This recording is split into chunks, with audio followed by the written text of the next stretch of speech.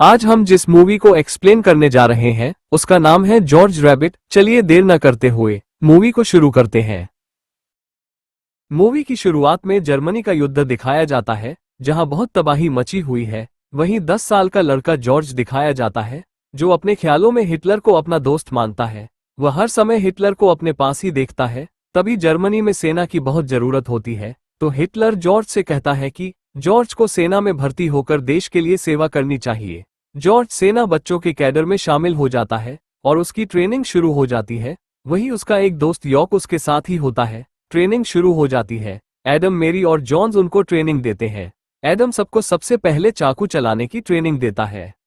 थोड़ी देर बाद दिखाते हैं कि सेना के सीनियर लड़के बच्चों की क्लास लेने लगते हैं और जॉर्ज को बहुत ज्यादा परेशान करते हैं। उनमें से एक लड़का जेम्स जॉर्ज के हाथ में खरगोश देते हुए कहता है, तुम इस खरगोश को किस तरीके से हाथों में संभाल सकते हो? जॉर्ज खरगोश को हाथों में ले लेता है और बिल्कुल नहीं डरता है। तभी जेम्स कहता है कि तुम यहाँ देश की सेवा करने आए हो, न कि खरगोश पालने, और उसके खरगोश को लेकर बहुत दूर फेंक देता है। ये देखकर जॉर्ज बहुत उदास हो जाता है और जेम्स का यह व्यवहार देखकर वहां से रोते हुआ भाग जाता है।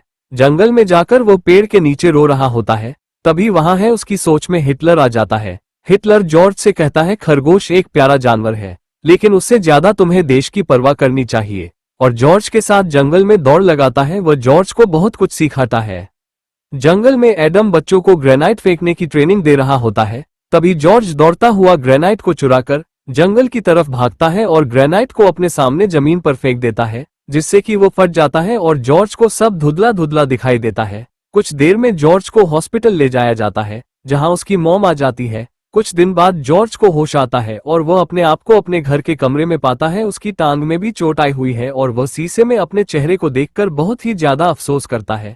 उसकी मॉम आकर उससे कहती है कि वो उनका इकलौता सहारा है क्योंकि उसके पिताजी जा चुके हैं, और जॉर्ज गले लगा लेती है। कुछ देर बाद जॉर्ज को तैयार कर फिर से कैंप में भेज देती है। कुछ देर में सेना के हेडक्वार्टर में दिखाया जाता है कि एडम वहां नंगा है और साथ ही रोजी नाम की लड़की को दिखाया जाता है। एडम रोजी को फ्लर्ट करने लगता है। वो एडम के पैर में मारती है, साथ ही उसे थप्पड़ मार देती है। जॉर्ज और रोजी शहर में जाते हैं जहां बहुत सारे पोस्टर लगे हुए हैं जो हिटलर को दुश्मन बता रहे हैं। वहीं रोड पर देखते हैं कि बहुत से लोगों को फांसी दी जा चुकी है। जॉर्ज ये देखकर खिसियाकर घर पर लौट आता है। वो सोचता है कि उसकी मॉम ने उसके सिस्टर के बारे में कुछ बताया था। तभी वो एक विंडो को खोलने की कोशिश करता है। उसे खोलकर उस विंडो के अंदर अंडरग्राउंड रूम में जाता है जहां देखता है कि वहां एक लड़की है जो कि उसकी बहन है। जॉर्ज जल्दी से विंडो से बाहर आता है लेकिन वो लड़की भी उसके पीछे पीछे आ जाती है और जॉर्ज को पकड़ लेती है।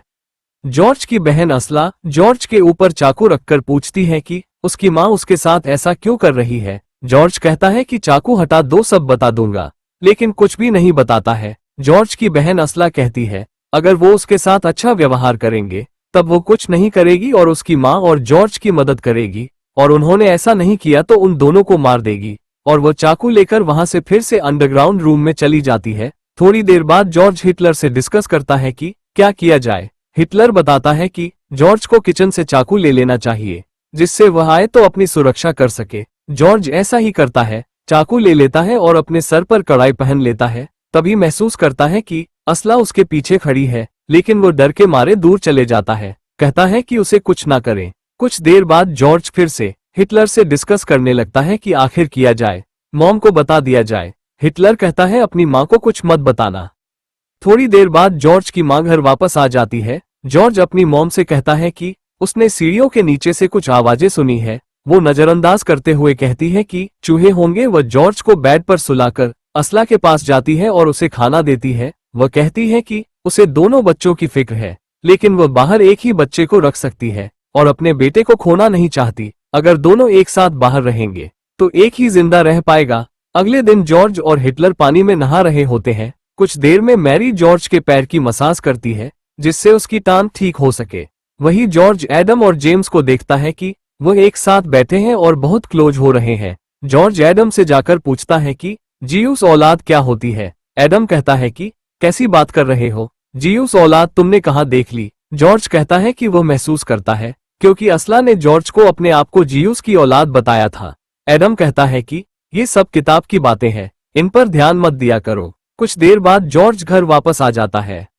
वहां असला को अपने सामने पाता है और उससे कहता है वो दूसरे लोगों को तकलीफ में नहीं देख सकता, इसलिए वह जानना चाहता है जीयूस की औलाद कैसी होती है जिससे वो उसकी मदद कर सके।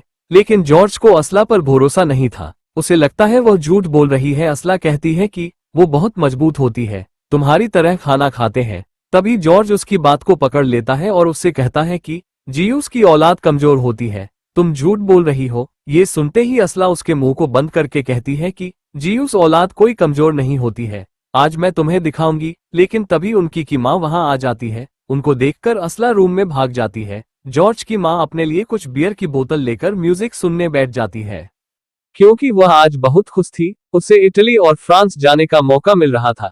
ये देखकर जॉर्ज बहस करने लगता है, उसकी माँ देश के खिलाफ है, इसलिए देश छोड़कर जाना चाहती है। जॉर्ज की माँ उसके भाषण को बीच में रोकते हुए कहती है, चुप रहो और खाना खाओ। जॉर्ज कहता है, तुम नहीं खा रही हो। वो कहती है कि उसको भूख नहीं है, जो तभी समझ जाता है कि दाल में काला है। वो असला के लिए खाना बचाना चाहती है। जॉर्ज को एक प्लान आता है, मॉम का आज मूड खराब करेगा और अपने पिता की बात छेड़ देता है। तभी उसकी माँ चेहरे पर दाढ़ी मूंछ बनाकर जॉर्ज के सामने आ जाती है। जॉर्ज के पिता की आवाज में बात करने लगती है। थोड़ी देर में जॉर्ज मूड ठीक हो जाता है, दोनों म्यूजिक की धुन पर साथ में नाचने लगते हैं।